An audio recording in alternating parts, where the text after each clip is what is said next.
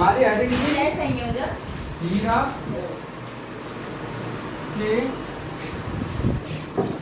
हीरे के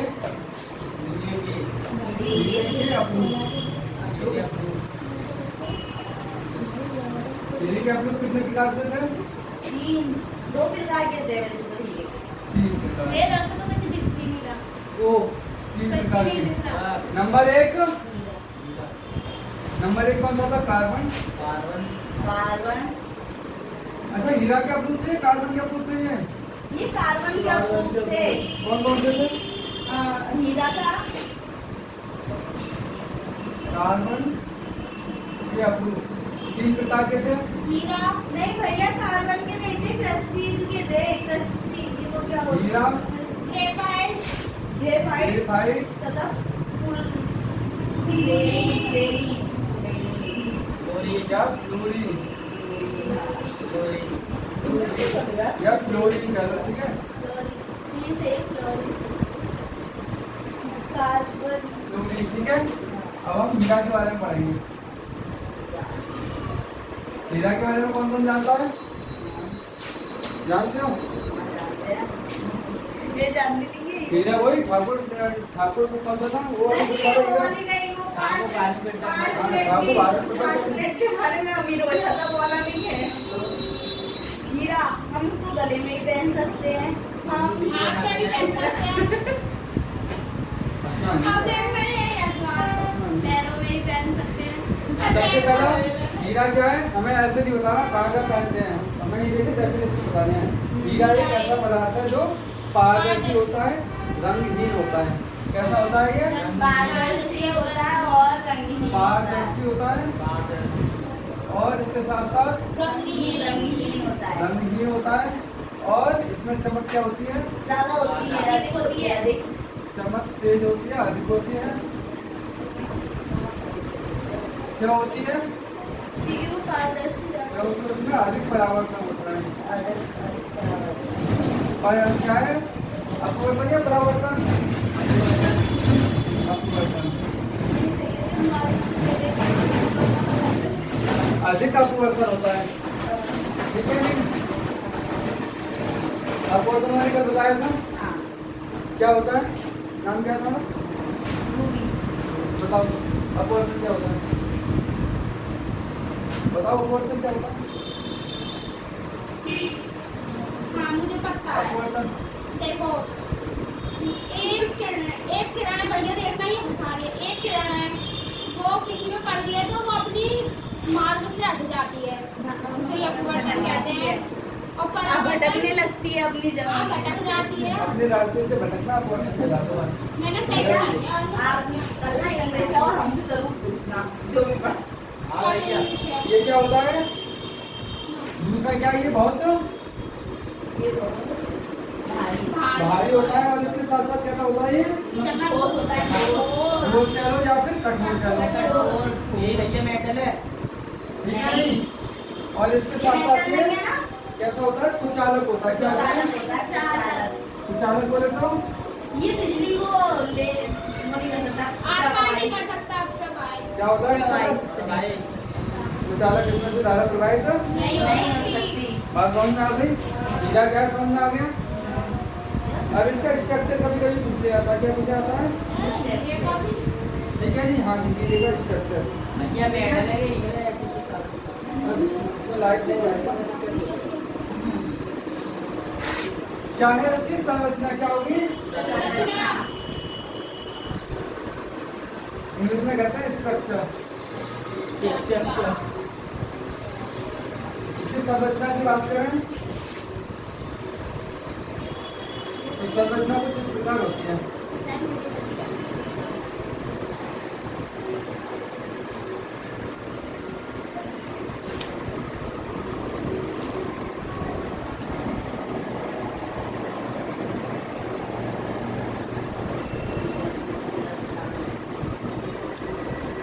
अच्छी वाली संरचना है। वही विज्ञान की साइड में आ रही है।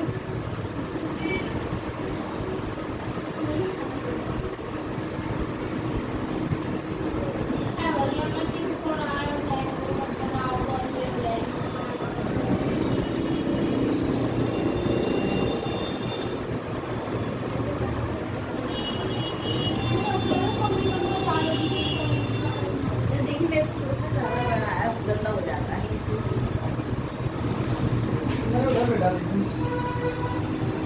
वो मैं कॉपी चेक कर चलो तो उधर ही बन जाओ। मैं पीछे जाके सोफे पे बैठ जाऊं ना भैया हाँ। इसमें से कोई परेशान करोगे? मैं बैठ जाऊंगा। बैठना। नहीं वो भी नहीं बैठेंगे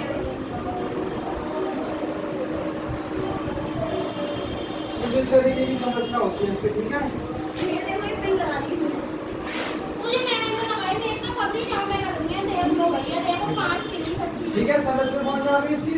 संरचना याद कर लेना, समझ लेना ध्यान से। अब है इसका उपयोग, क्या लिखेंगे इसके?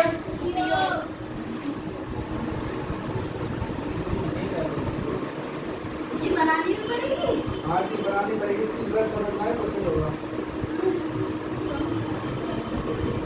क्या कह रही हो? ये बन गया ऐसे ही पॉइंट गिन लेना इसके। उपयोग, इसका उपयोग कहाँ कहाँ होगा देखो। पॉइंट ऐसे बनेगी भैया। हाँ जी, हाँ जी। पॉइंट बना के आनी है।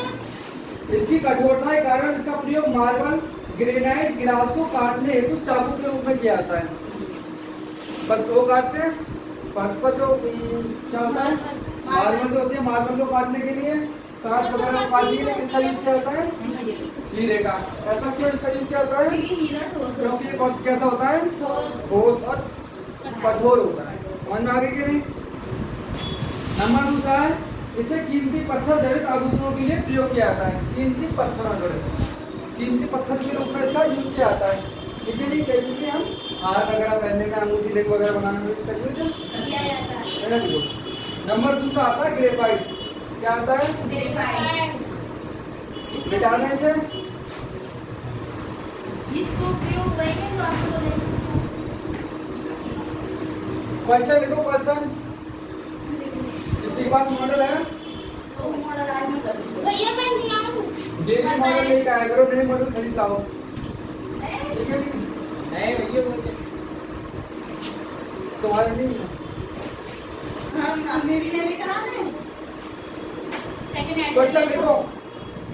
2023 हीरे, हीरे को, ना ये प्लेयर मोड से लिखता है। हीरे को, 2023 से चल जाएगा तुम्हें हिंदी लिखनी आती है। हीरे को संरचना सहित परिभाषित कीजिए। संरचना सहित परिभाषित कीजिए।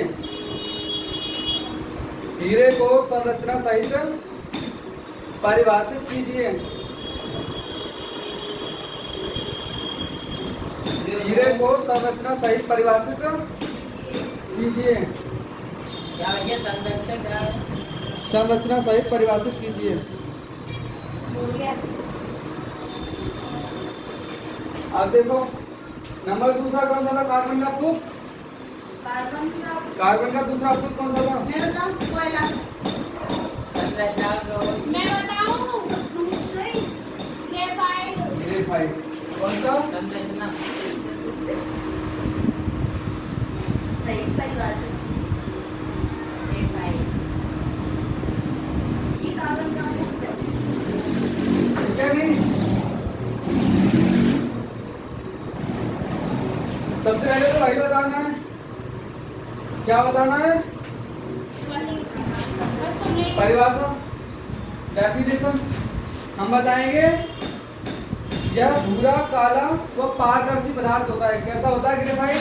काला पारदर्शी पारदर्शी होता है, भूरा होता है भूरा होता है काला होता है। काला और काला होता है। ठीक है ना? बात समझ में आ रही है कि नहीं? ये पारदर्शी, भूरा और काला पदार्थ होता है। यह हीरे से हल्का, मुलायम, चिकना व फिसलनशील होता है। कैसा होता है ये? हल्का होता है हीरे से हीरे से हल्का होता है हल्का होता है चिकना और होता है मुलायम होता है मुलायम होता है चिकना होता है और चिकना होता है। मतलब फिर बनता क्या भैया इससे? पेंसिल, पेन नहीं पेंसिल और इसके साथ साथ ये फिसलनशील भी होता है। चिकन आवे फिसलन ही होगा। ये तो इसकी ताकत है। ठीक है, नहीं फिसलनशील होता है। नंबर तीसरा क्या है? ये विद्युत का अच्छा चालक है। एक और बात बता दूं, कार्बन के तीनों अपरूपों में सिर्फ यही एक अकेला ऐसा पदार्थ है जो कि विद्युत धारा को प्रभावित, होता है। होता है। और दोनों जो बचे हैं वो विद्युत धारा को प्रभावित नहीं करते। बात समझ में आ रही है? हाँ, तो ये क्या होता है? विद्युत का सुचालक होता है।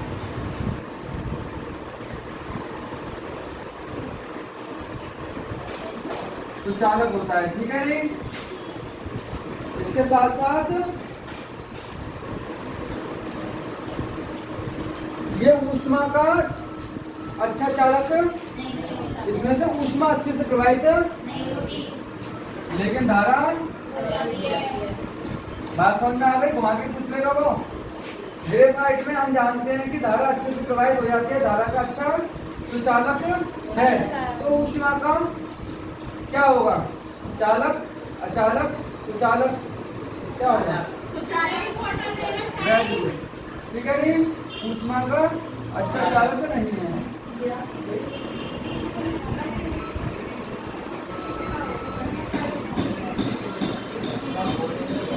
बात समझ में आ गई? ग्रेफाइट की डेफिनेशन आगे तो लिख दोगे ना? एक ऐसा पदार्थ जो कि पारदर्शी होता है, दूसरा काला पदार्थ होता है, इसके साथ साथ वो मुलायम और चिकनाट पाया जाता है। ठीक है, नहीं और इसमें से धारा अच्छे से प्रवाहित हो जाती है, वही तो ऊष्मा अच्छे से प्रवाहित नहीं होती। बात समझ में आ रही है कि नहीं? ये होगी इसकी परिभाषा। तो परिभाषा के बाद क्या लिखते हैं हम इसकी? संरचना। Structure of graphite. संरचना। ठीक है, नहीं संरचना की बात करेंगे तो इसकी क्या संरचना होगी? कार्य को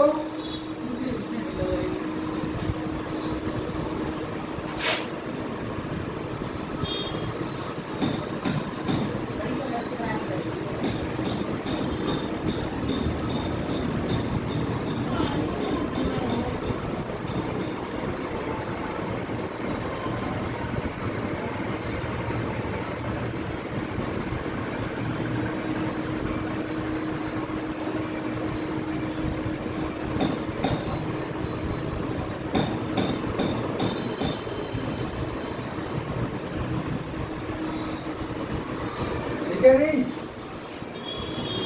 इस तरीके की इसकी संरचना धीरे ऐसी नहीं होती, ग्रेफाइट जैसी होती है। तो यहाँ थोड़ा सा और बढ़ा लो ये तो फाइन। ठीक है, नहीं कुछ इस तरीके की संरचना होती है। ठीक है, नहीं अब है इसका उपयोग। इसके बाद क्या लिखते हैं संरचना के बाद? इसका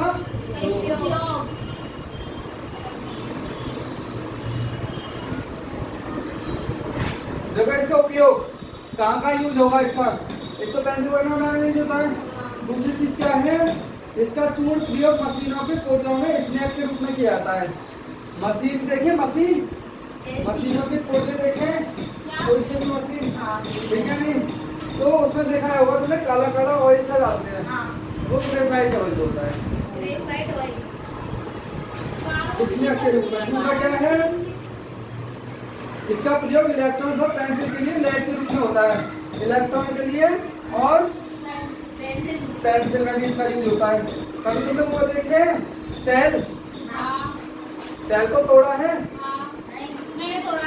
सेल को तोड़ने का क्या निकलता है उसमें? सुरमई से चूरा निकलता है और एक रॉड सी निकलती है, वो काली सी निकलती है ना, वो क्या है? टोटल सारा ग्रेफाइट। बात समझ में आ रही है कि नहीं? चलिए तुमने बैटरी को तोड़ा है, कोई सी भी बैटरी, इसमें ऑयल सा निकलता है, ग्रेफाइट होता है, ब्लैक ऑयल वगैरह भी होता है। कैसी बैटरी? उसकी बैटरी तो नहीं, सुई। हाँ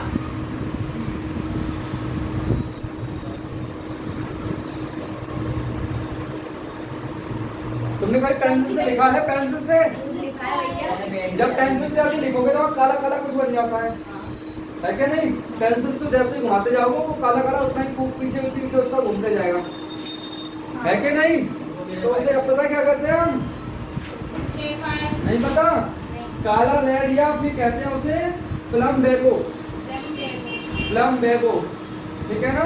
पेंसिल पकड़ के बहुत बड़ी गलती करती है, अभी तक वो पेंसिल छूट ही ना रही आगे। क्वेश्चन लिखो,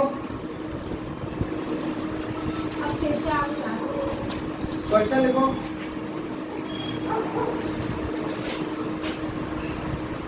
बोलो। ग्रेफाइट,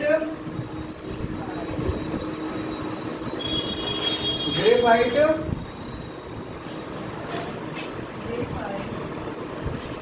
की, ग्रेफाइट की संरचना, ग्रेफाइट की संरचना को, ग्रेफाइट की संरचना को संरचना को या फिर संरचना करते हुए, संरचना करते हुए, संरचना करते हुए इसको परिभाषित कीजिए, संरचना करते हुए इसको परिभाषित कीजिए।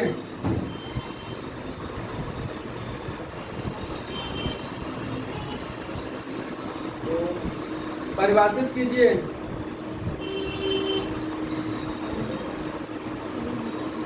ठीक है ना? अब है फुलेरी। नंबर 3 का क्या आएगा? क्लोरीन।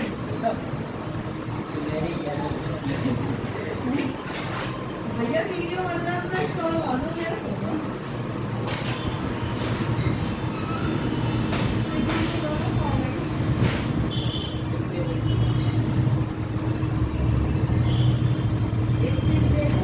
नीचे पैकेट ले ले, सॉरी। भाई सबसे पहले हम क्या बताएंगे? कोई परिभाषा। परिभाषा फ्लोरीन क्या कैसे करते हैं, ठीक है नहीं? तो देखो, हेरोल्ड क्रेडा, रिचर्ड स्माले तथा रॉबर्ट काले ने 1985 में निष्क्रिय वातावरण में कार्बन की 2 छड़ों को सम्मिलित करके प्राप्त काजल से कार्बन के नए अपरूप C60 की खोज की तथा इस प्रकार अन्य अपरूपों में पाए जाने की भी घोषणा की। इस खोज के लिए इन वैज्ञानिकों को नोबेल पुरस्कार भी दिया गया। इन अपरूपों के नाम फ्लोरीन रखा गया। बात समझ में आ गई? राजी? एक से हेराल्ड क्रोडा और एक से रिचर्ड स्माले। इनके नाम तो बताऊंगा मैं भैया, याद तो होते हैं, इतने कठिन नाम है। तो ना इनके अभी पापा कौन है? हेराल्ड क्रोडा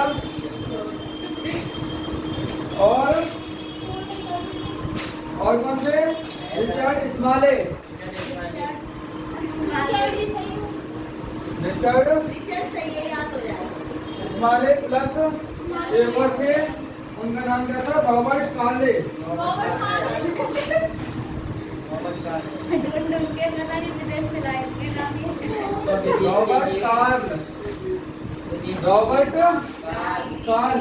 इन तीनों ने मिलकर के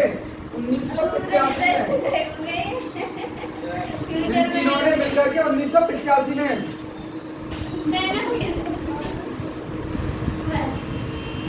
1985 में वातावरण कैसा था?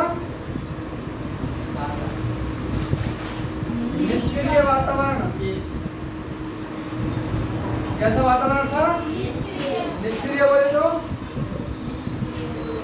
हाँ,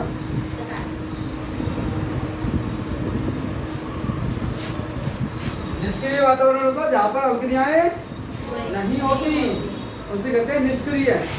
ठीक है, नहीं? बात समझ में आ रही है? तो निष्क्रिय वातावरण में क्या लिया? कार्बन की 2 छड़ ली, कार्बन की 2 क्या ली? अच्छा, उस वक्त भी कोई क्रिया नहीं हो रही थी, कभी क्रिया नहीं हो रही। एक वातावरण ऐसा बना है निष्क्रिय वातावरण, ठीक है नहीं? यहाँ पर कार्बन की 2 छड़ ली और इनको लेकर क्या किया? Laser beam. क्या किसके द्वारा? लेजर बीम आग द्वारा। लेजर बीम आग द्वारा क्रिया की, ठीक है नहीं? और क्रिया करने के बाद एक नया पदार्थ बना, एक नया पदार्थ बना या फिर नया आश्रूप बना। क्या हुआ? एक नया आश्रूप मिलता है, एक नया आश्रूप मिलता है। इसका परमाणु क्रमांक है C60। ठीक है नहीं? इसी को क्या कहा गया? फ्लोरीन। ये कोवाल्ट लगा के C60 है जी।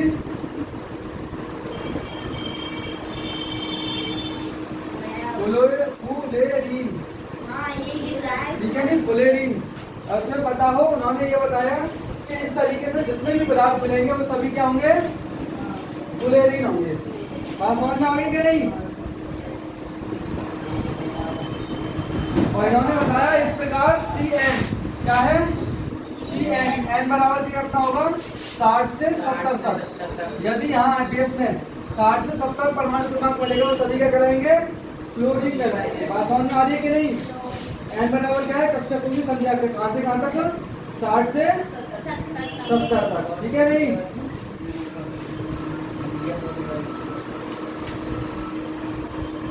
इसमें फ्लोरीन की संरचना तुम्हें नहीं दी है।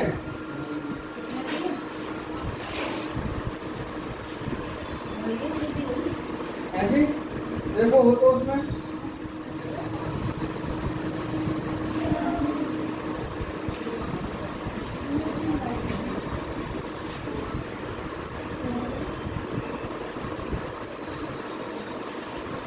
अब इसके बाद क्या आते हैं? डेफिनेशन क्या हो गई?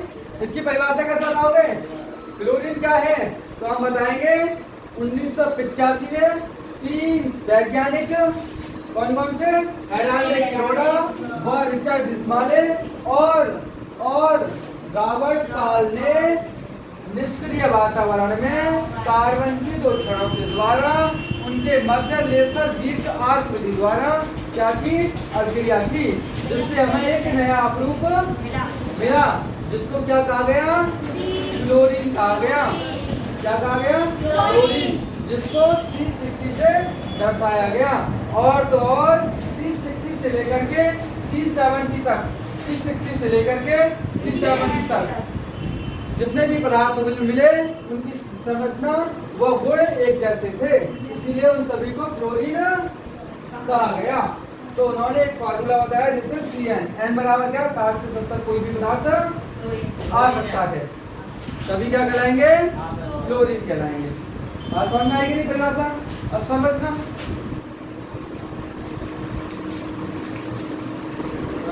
कभी फुटबॉल बनाई है? ऐसी होती है? बना तो सही।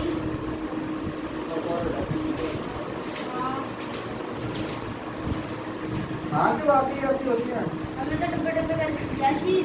फुटबॉल। फुटबॉल। वो डिब्बे भी होते हैं। अब ऐसे जो होती है सिंपल ही बना दो, हम सिंपल से समझ रहे हैं लेकिन हम लाइन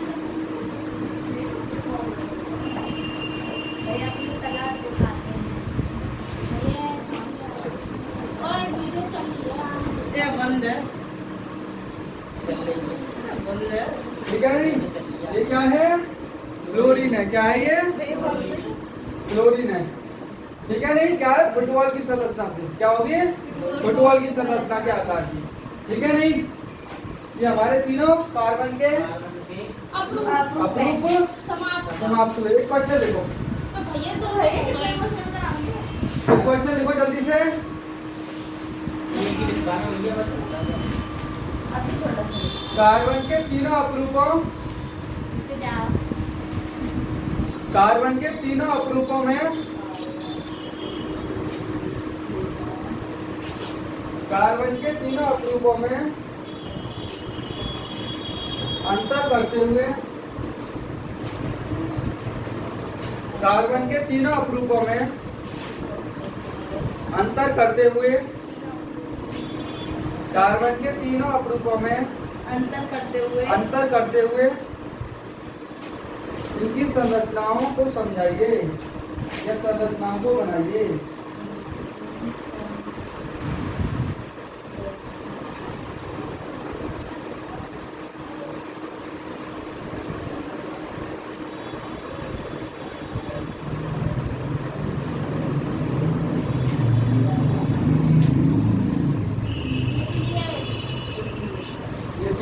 तुम्हें कल करके लाने हैं।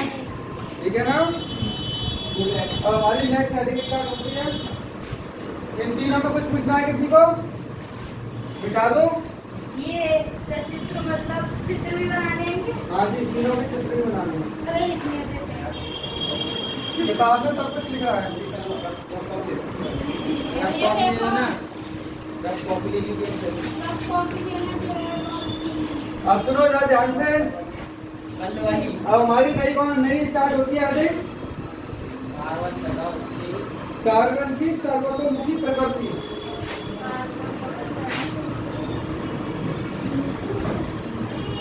कार्बन की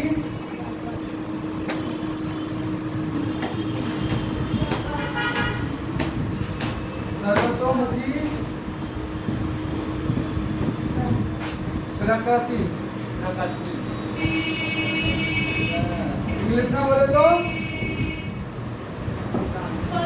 versatile nature of carbon. Versatile nature of English Hindi है ना। वर्सेटाइल नेचर ऑफ, ठीक है नहीं?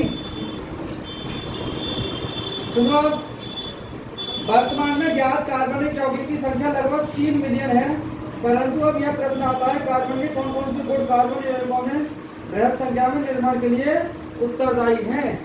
देखो सुनो, कार्बन की इतनी सारी खोज हो चुकी है कि अब तक 3 मिलियन पदार्थ कार्बन के पाए जा चुके हैं। बात समझ में आ रही करी? अब सबसे बड़ा प्रश्न ये उठता है कि इतने सारे रूप जो हमें मिल चुके हैं, ठीक है नहीं, इतनी संख्या में जो हमें कार्बन के रूप मिले हैं, इनके लिए उत्तरदायी कौन है, ये बने कैसे, ठीक है नहीं? तो इसके लिए हमें कुछ स्टेप बाय स्टेप सीखना पड़ेगा। जैसे इसमें नंबर 1 आएगा श्रृंखलन। क्या है?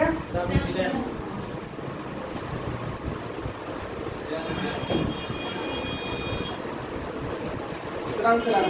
इंग्लिश में कहते हैं इसे कैटेनेशन। क्या कहते हैं?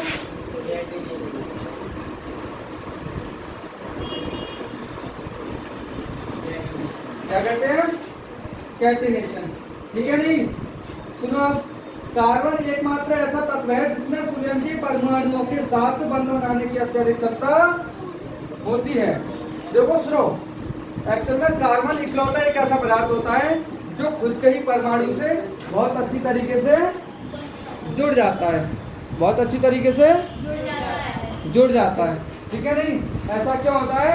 जो कार्बन की वैलेंसी कितनी है? 6। हमने जब तोड़ा था उसे क्या बताया था? कार्बन के बाह्य कोश में कितने इलेक्ट्रॉन बचते हैं? 4, ठीक है नहीं? तो इसकी संयोजकता कितनी हो गई? 4। बात समझ में आ गई क्या नहीं?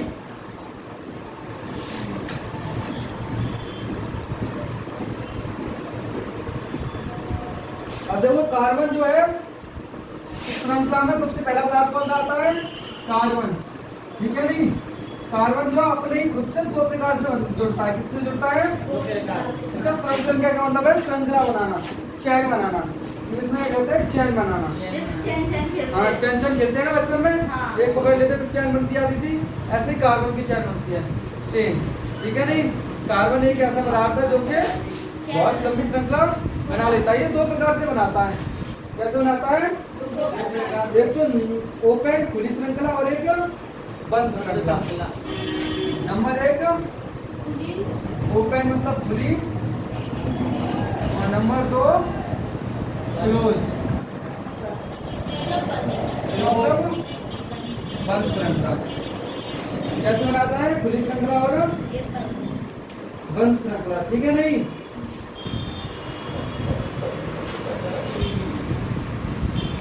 मैं बता दूं कैसे ओपन कैसे। देखो इधर ये कार्बन है, हाँ मैंने देखा भैया, नहीं देखा ये है ओपन श्रृंखला। क्या है? ओपन कर दिया, ये होती है बंद श्रृंखला। बंद कर दिया। हाँ ऐसे ट्रायंगल का बन गया।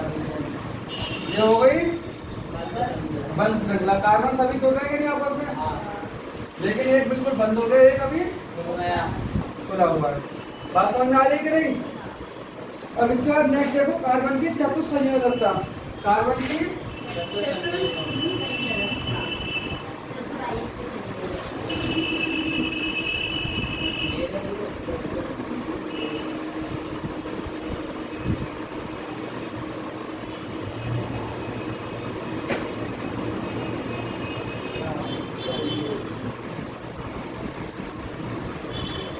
चतुर्थ का मतलब होते हैं 4।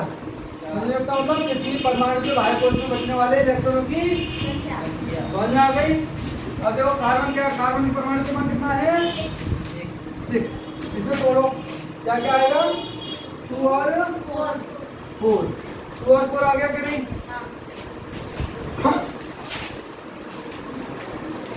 बाह्य कोश में इलेक्ट्रॉन कितने बचे? मैंने क्या कहा था, जो बचे हैं वही उसकी संयुक्ता। तो कार्बन की संयुक्ता कितनी हो गई? बात समझ में आ गई क्या नहीं? नेक्स्ट एक हेडिंग है नंबर 3 बहुल बंध बनाने की प्रकृति। नंबर 3 हेडिंग क्या है? यही कार्बन की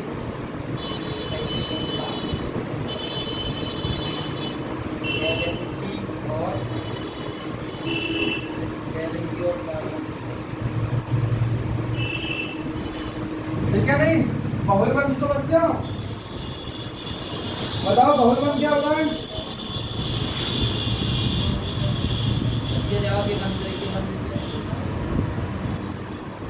बहुविध क्या होता है? बहुविध क्या होता है? बहुत। ठीक है नहीं? बंध मीन्स जोड़ना, वो बंद नहीं है, बंद है बंद। बंध बोले तो बॉन्ड, इंग्लिश में कहते हैं बॉन्ड। बॉन्ड का मतलब जोड़ना, एक दूसरे से जुड़ जाना कहते हैं। इससे हमारी बॉन्डिंग अच्छी है, इसका मतलब इससे बंध अच्छा है। तो बहुल बंध बनाने की प्रकृति। कार्बन एक ऐसा पदार्थ है जो कि बहुत सारे बॉन्ड बनाने की ताकत रखता है।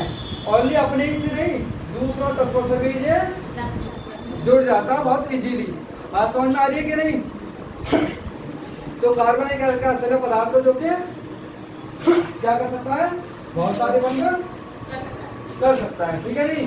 ना कि सिर्फ अपने आप से ही और दूसरे पदार्थों से भी ये जुड़ जाता है। ठीक है नहीं? क्योंकि इसके पास वैलेंसी कितनी होती है 4।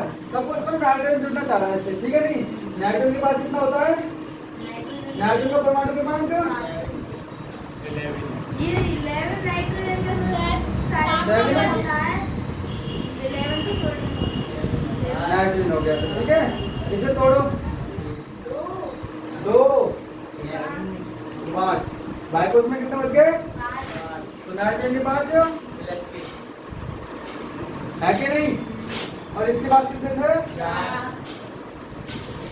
1 3 ये 1 ही रहा, इसके 4 ये 1 ही रहा। अब सपोज करना 4 इसके पास है, ये इससे 4 ले लेगा, क्या करेगा? कार्बन ने अपने 8 पूरे कर दिए कि नहीं? नाइट्रोजन के पास कितने हैं? ये इससे बॉन्ड ले लेगा 3। नाइट्रोजन के पास 8 हो गए कि नहीं? इसमें दोनों ने बॉन्ड बना लिया कि नहीं? दोनों जुड़ गए कि नहीं? कार्बन के साथ भी देख लेते हैं। 1 2 3 4, 1 2 3 4। ये कार्बन इसके चारों और ये कार्बन इसके चारों। कार्बन कार्बन ने बॉन्ड बना लिया कि नहीं?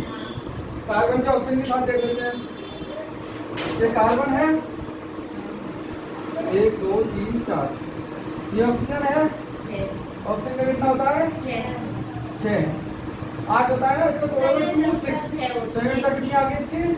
6। बता रहे संयुक्ता क्या चाहिए? ऑक्सीजन का नंबर है 8, इसे तोड़ेंगे हम 2 6। बाइकोस में कितने बच गए? यही इसकी संयुक्ता हो गई। ठीक है ना? 6 तो इसके पास है, इससे 2 ले लेगा। इसके पास कितने हैं? 4।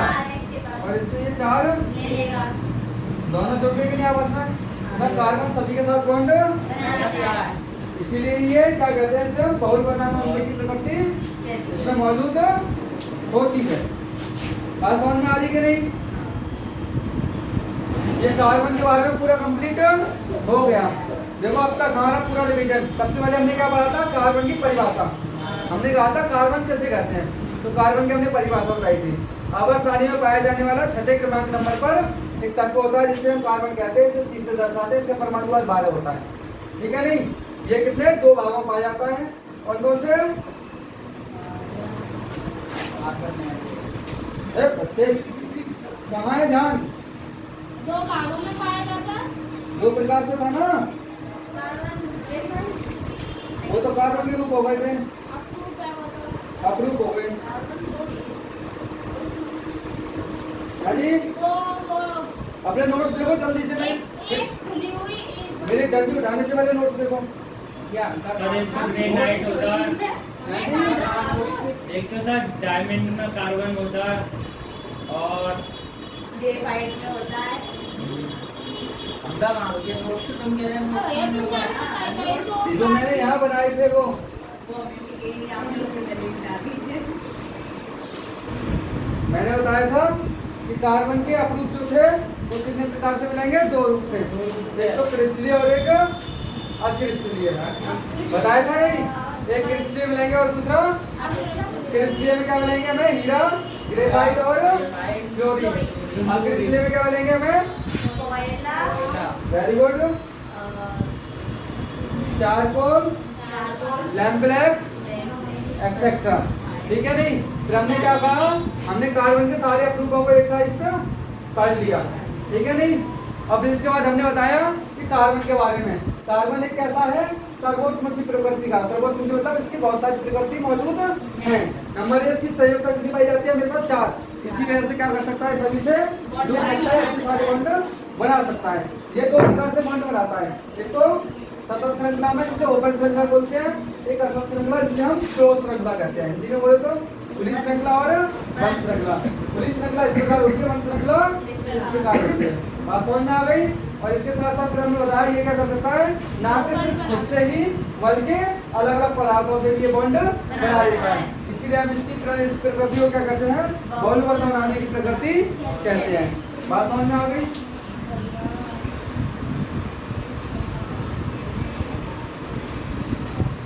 इसमें इम्पोर्टेंट क्या है, सिर्फ कार्बन के अपरूप और कुछ नहीं है। कार्बन के अपरूप 100% एक क्वेश्चन आएगा तीनों में से, जो मैंने तुम्हें लिखा दिए हैं। ठीक है नहीं, या तुम लास्ट ईयर के पेपर उठा के देखो तो मुझे ध्यान आ रहा है उसमें सिर्फ ये कहा गया है कि हीरे का अपवर्तनांक क्या होता है। ठीक है नहीं, दूसरा क्वेश्चन और पूछा गया है, शायद थोड़ी थोड़ी में पूछा गया है कि हीरे को संरचना को परिभाषित कीजिए। इस तरीके से क्वेश्चन आते हैं। अपने लास्ट ईयर के क्वेश्चन पेपर उठा के देखोगे तभी तो मालूम पड़ेगा कि नहीं। हाँ जी, तो फिर तुम ले आना कल। अब इसके बाद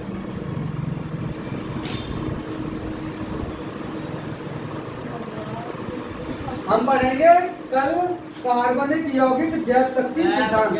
कार्बनिक यौगिक जैव शक्ति सिद्धांत, हाँ तो इसका पढ़ लेंगे। अगली बार कल ग्रामर के बाद पढ़ लेंगे। ठीक है नहीं, कल ग्रामर के सारे रूल्स याद करके लाने, सारे रूल्स जितने करा दिए वो सभी याद होने चाहिए। ठीक है नहीं।